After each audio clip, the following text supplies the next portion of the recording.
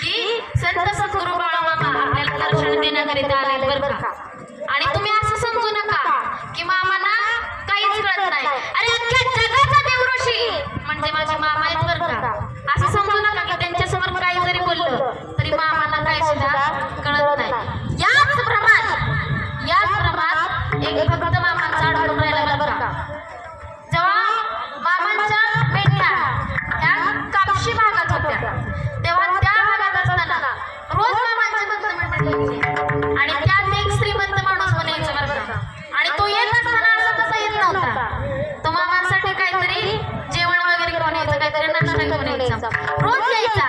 आणि एक दिवशी तो आला शिरा घेऊन आला आणि बोलण्याच्या ओघात मामांनी त्याला विचारलं, काय सावकार करतो काय मामा, मग आज काय आणलंय? सावकार म्हणला, एक नंबरच्या तुपातलं काय आणलंय?